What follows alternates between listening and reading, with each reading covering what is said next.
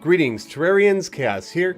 This video contains spoilers for the Graveyard Minibiome, so if you're not ready for them yet, I suggest checking back later.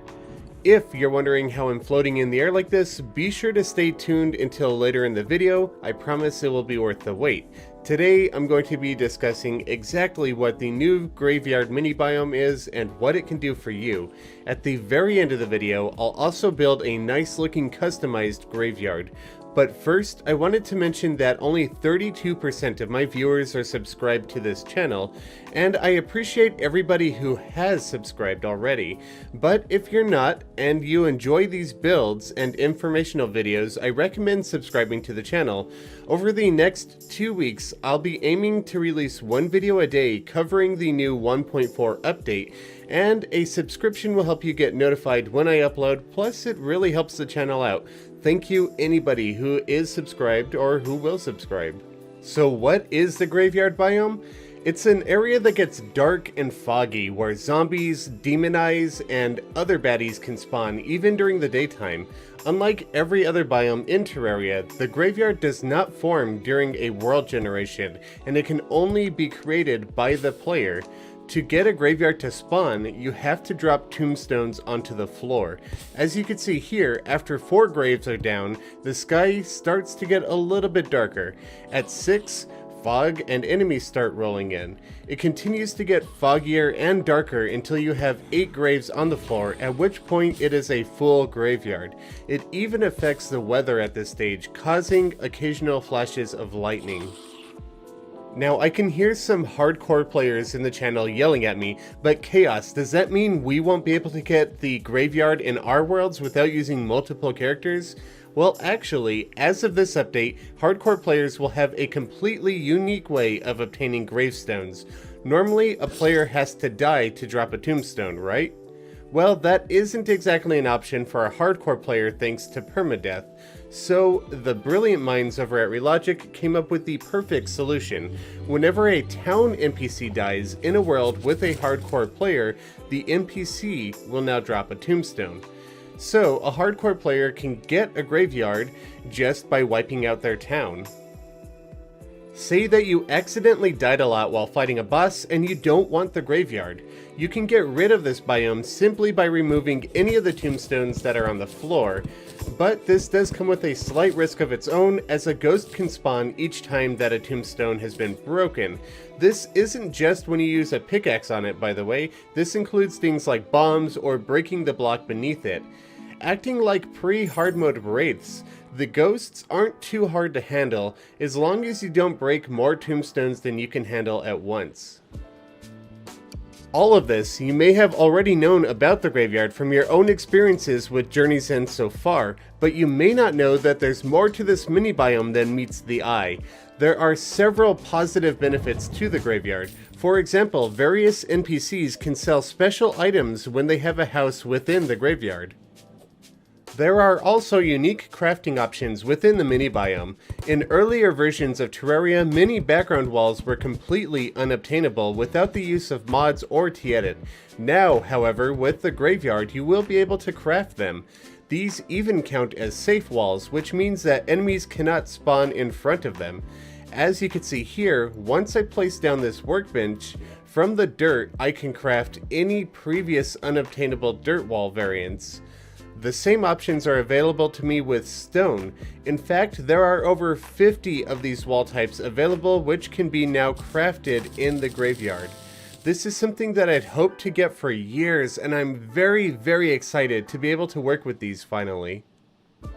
But graveyard crafting is not just limited to walls. While using this workbench, if you have some wood in your inventory, you will see a new type of sign. This tattered wood sign is a welcome new addition to the tiles that we can write on.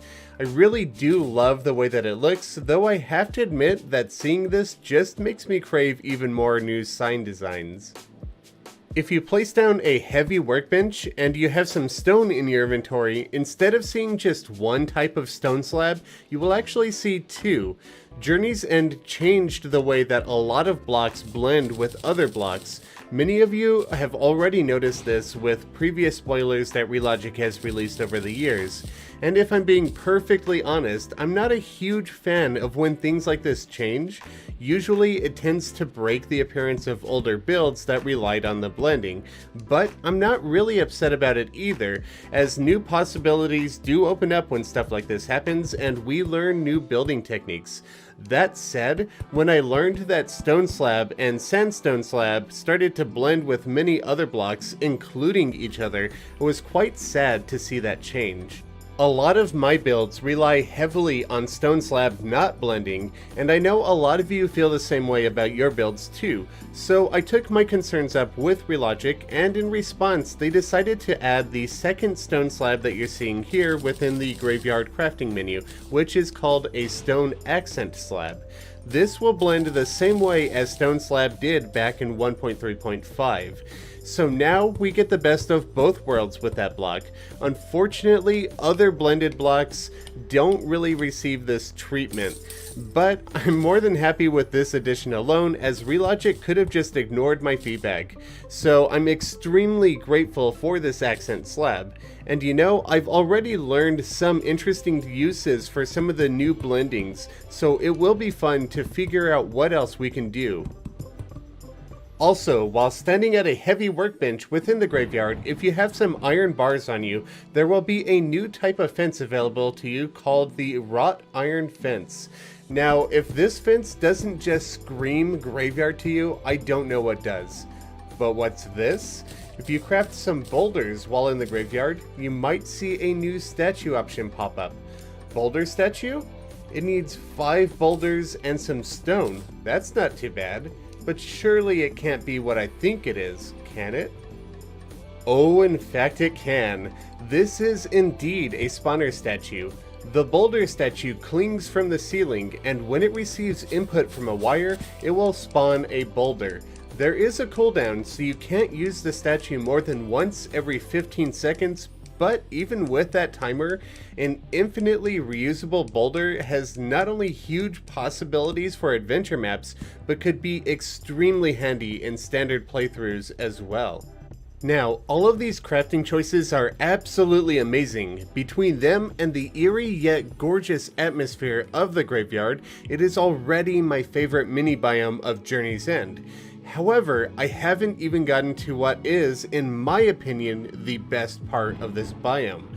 Once you've gotten late into your playthrough, you've beaten Plantaria, and you've just unlocked the cyborg, if you move him into the graveyard, you will see 2 new curious purchase options. This block, called the Echo Block, is probably my favorite block of the update. Let's take a look. What do you think? Does it look amazing? Oh right, you can't see it. That's right, this is a completely invisible block. The first invisible block of Terraria, in fact. I can hear you worrying now. How are we supposed to mine it if we can't even see it? How do we know where it is? Well, that's where the second item of the cyborg comes into play.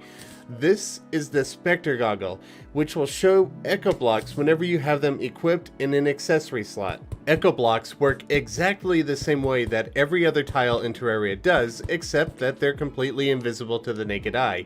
You can hammer them, you can actuate them. If you paint them, the appearance does change whenever you look through the Spectre Goggles. You can even go as far as to hoik with them, which admittedly looks a little bizarre when they're completely invisible to you, but it's still fun to play with. The reason why I love this block so much is because it has so much potential and utility. Need invisible walls in your adventure map? Sure. You want some floating furniture? Why not? Do you want some grass, but you don't want any tall grass or plants growing on top of it? No problem, cover it with some Echo Blocks. Feel free to hide a message that nobody can see without the Spectre Goggles. You get the drift. Tons of uses, and this block looks really amazing when you can actually see it, which is why it's one of my favorite blocks in this update.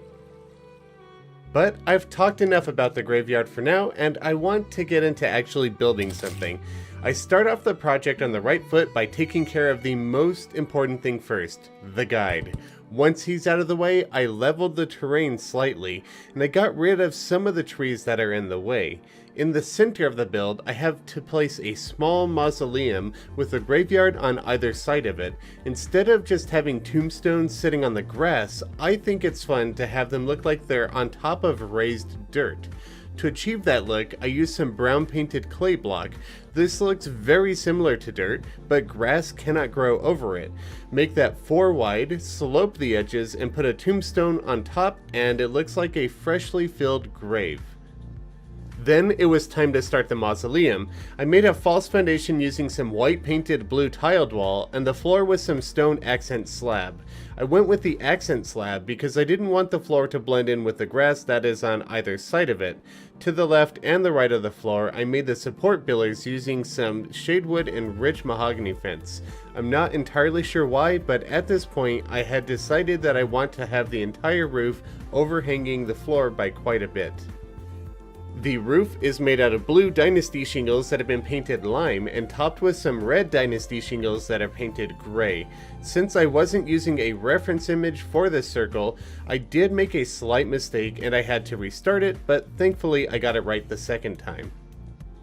The interior walls of the mausoleum are gray painted ebon stone and blue brick wall.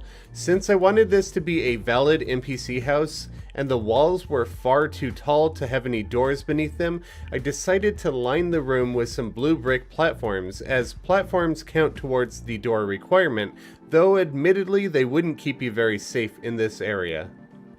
On the top of the dome, I built a small spire using some wrought iron and shadewood fence. On the sides of it, I wanted to showcase the new ability to flip statues, so I placed a gargoyle facing each direction on either side. Then I decorated the room and the spire on top with some lime painted echo block. But I remembered that you would only be able to see this if you had Spectre goggles on, though I do think the building looks pretty good with or without them. Lastly, I decorated the surrounding graveyard with some more wrought iron fence and tombstones while placing some gothic furniture inside of the building itself to make it a valid NPC house. So while I finish up this build, you should let me know what your favorite part of Journey's End is. Is it journey mode, block swap, one of the new blocks, master mode, something else entirely? Leave a comment telling me what about this update interests you the most. Though admittedly, I would have a very hard time answering that question myself. I love all of the new building materials that they've added. There are some new amazing tools to help out with the building process, and of course block swap and journey mode are a godsend as well. And everything else in this update just looks so much more alive with the wind mechanics. I honestly don't know if I could say what my favorite part of this update is. But for the next 2 weeks, I do plan on having mini videos talking about all of these new additions to the game. Not just the additions, but the changes. There have been quite a few tweaks to the way that Terraria plays that could have a pretty big impact on how we build, and at least personally, I think they would have a lot of great potential. I can't wait to talk about those in an upcoming video. I also plan to have more builds like this one, where I create something nice in one of the new mini biomes. I'm even going to try and get one out today. That's right, I'm going to attempt to get 2 videos out today. I'm not sure if I can pull this off, as it would be a first time for me, but I'm absolutely going to try, so be sure to check the channel later for that video. And leave a comment if you have any requests for what you would like to see built in your favorite new mini biome. They say that you learn something new every day, and that is certainly the case for me today. So I have been a beta tester for this update since 2018, and apparently I have never tried to build a graveyard in the center of the world because, as it turns out, you can't. I don't know why I didn't know that before today. I guess I never bothered trying to build a graveyard in the middle of the world. But as you can see here on the map, we have the spawn point right in between these 2 tombstones right here. And we don't have a graveyard, even though there are 8 tombstones within the area. But if we step off to the side over here, suddenly it is a graveyard. Now, that said, I'm still happy with the way that this build turned out. I kind of just winged it, threw it all together, and honestly, I think it turned out pretty good. I might shift this build over to the right when T-Edit updates, or if Cheat Sheet Mod updates to 1.4 anytime soon. But until then, I think I'm going to make this world available in the downloads. I'll just update it in the future if I end up shifting this to the right.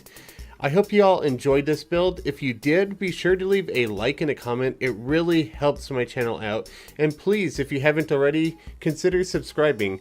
I would greatly appreciate it. I should be back tomorrow with yet another video, so thank you all very much for watching. I'll catch you all later. Happy building.